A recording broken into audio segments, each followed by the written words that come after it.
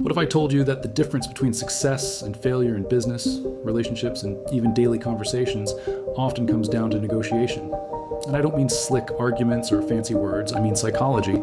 Chris Voss is a former FBI agent who spent 24 years negotiating with some of the world's most dangerous hostage takers.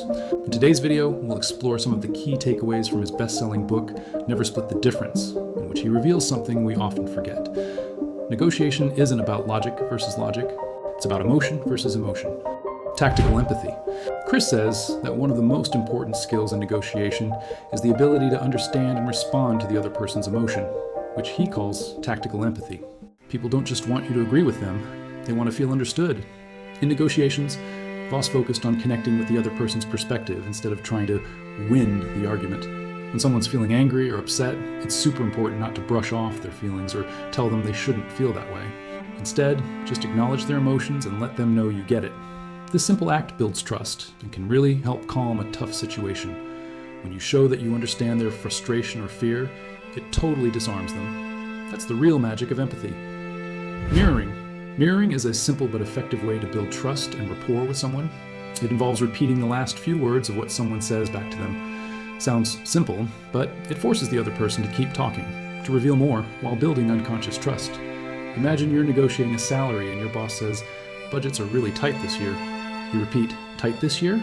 And suddenly they start explaining details that give you leverage. Or if someone says, "I'm not sure this is going to work," you could respond, "You're not sure this is going to work."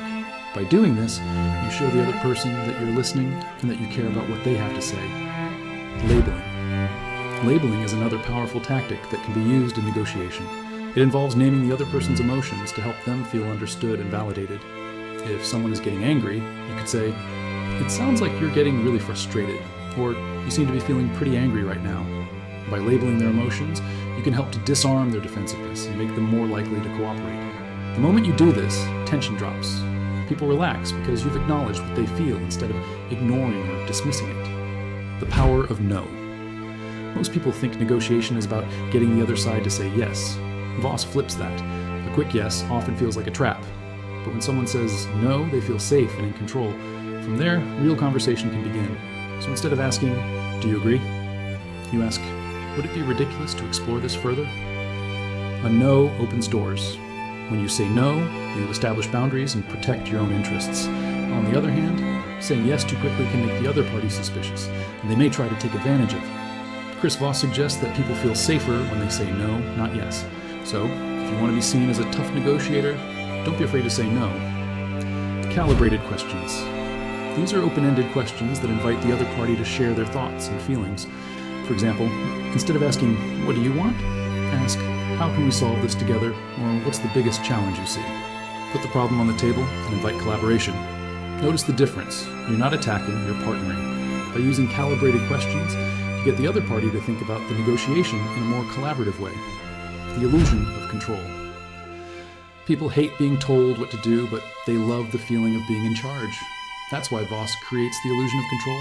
By carefully framing questions, he lets the other side believe they're steering the conversation, when in reality, he's guiding them exactly where he wants. Humans are more committed to ideas they think they came up with themselves. The Ackerman bargaining method. Negotiation is strategy, not guesswork.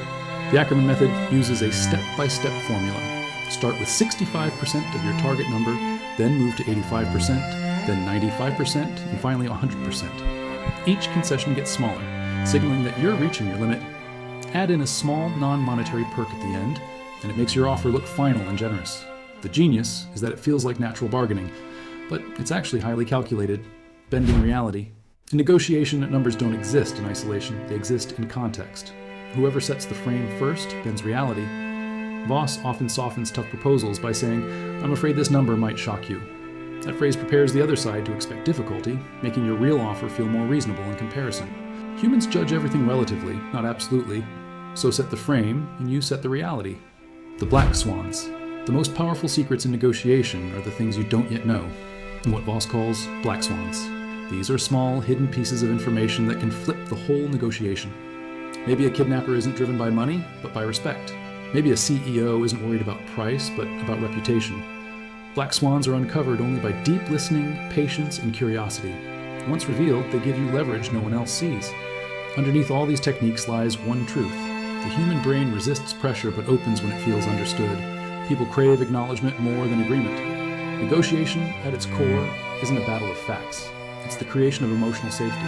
Logic only works once emotions are calm. So the next time you're in a negotiation, whether it's buying a car, asking for a raise, or even convincing your kid to go to bed, remember Chris Voss's lesson: never split the difference. Don't settle halfway. Understand, connect, and guide the emotions in the room. That's how you win without fighting. Thank you for watching. Until next time.